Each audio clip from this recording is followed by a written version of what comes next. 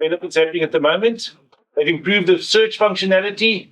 So if you know the customer's name, the serial number, you can just search for that and it'll pop up and you can find it quicker, depending on obviously how many sites you have. So we need to search to there and find the right site. So they've improved that. But we also have large OEMs we deal with, especially in the hybrid generator market in Europe, where they've got 20,000 sites on the VRM. So now how do you search? Okay, so you either have a tag, so you tag it. Yeah, we'll talk about that. But anyway, and then we have the Victron Connect. Is now built into the VRM. So if you go to per product, you'll have the Victron Connect screen. You click on that, it takes you straight to the product's VRM page, the settings, and you can see the history of an individual product. So that's actually quite nice for you, because if you're on your computer on the VRM, then you must take out your phone, unlock it, go to another app. It saves you that time now, takes you straight there. Okay, so that's actually quite a nice time-saving feature. And then the dashboard. The reboot of the GX is nice then. Yeah. Yes. Yeah, on the GX device, yeah. Yes. That's a good point. Yeah.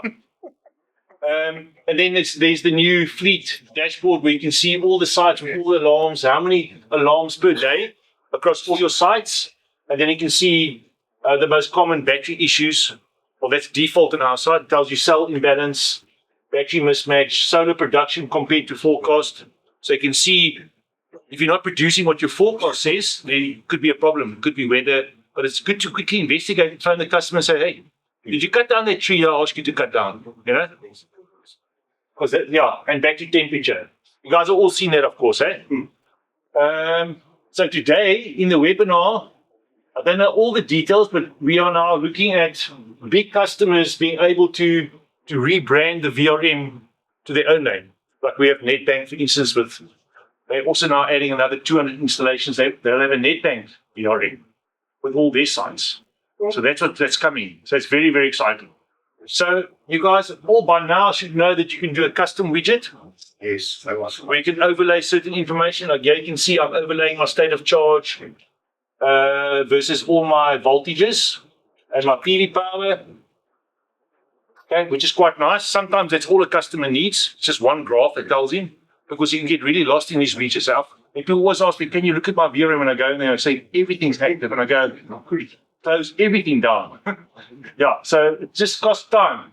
So what we've done now, the bottom here, we've added an AI assistant where you can create your own custom widget. So here's an example.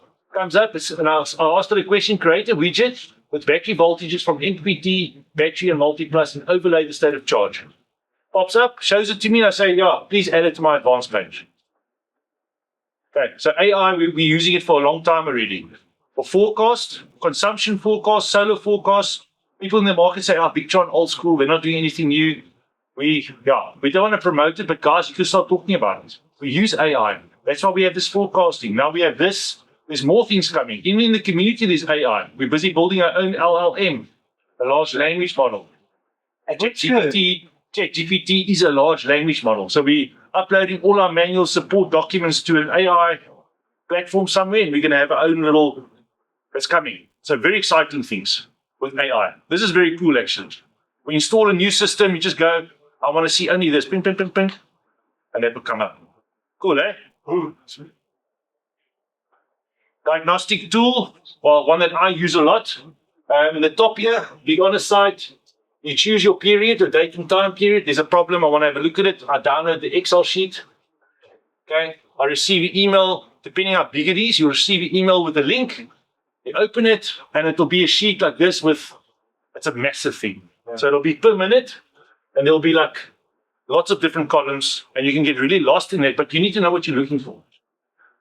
Important ones, issues, volt drops. Like Armand says, thin cables. You can see that, yeah. You can see the ripple conditions. You can see in large systems if there's an imbalance in the cabling.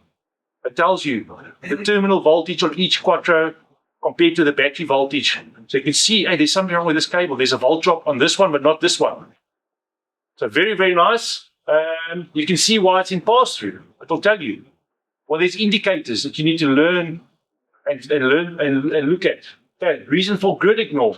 So this particular one is for a boat I've been working with since Monday in Singapore. Launched from South Africa, brand new boat. Gets there and they say, the Quattro doesn't want to charge from the generator. I went to the sheet and I went, but look at the Quattro's battery terminal voltage, 14.9. Look at the battery voltage, the battery terminal on the BMS.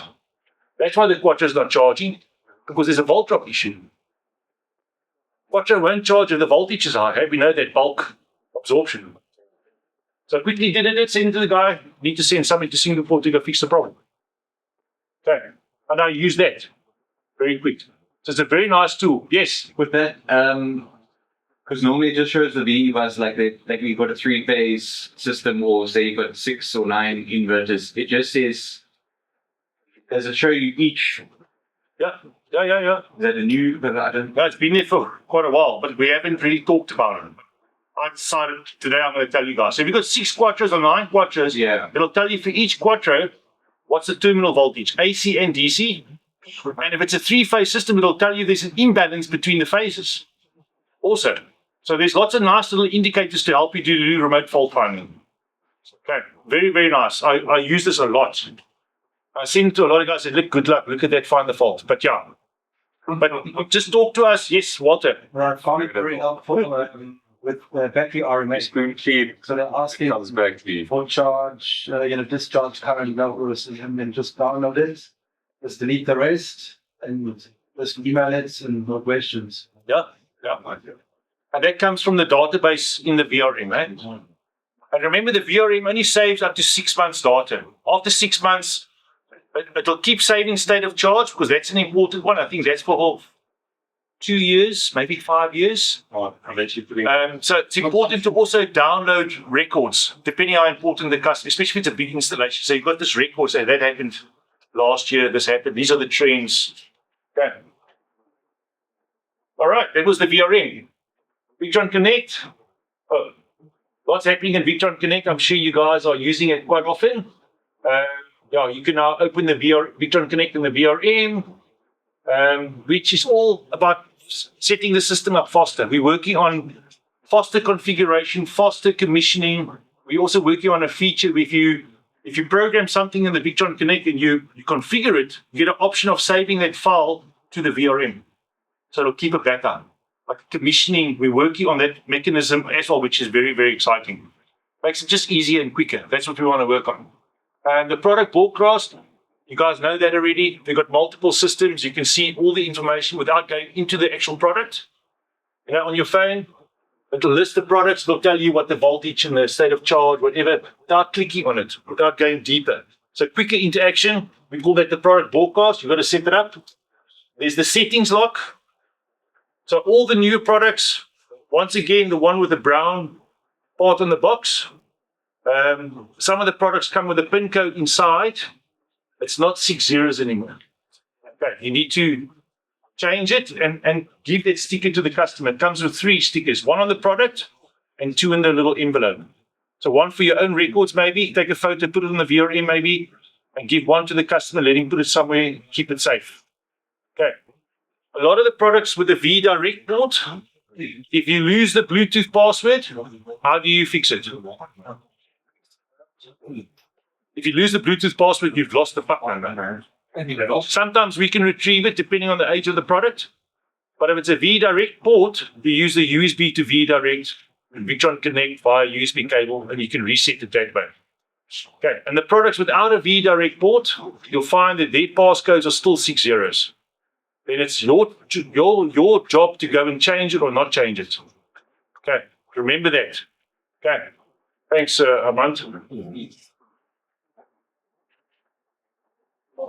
Guys, happy with that? Okay. And then what we're working on now as well, we have the trend function in all the Bluetooth products. Who has used it? Who has not? Okay, who has not used the trend function? Come, be honest. Put up your hands. Please, I want to see hands. Who has not used it?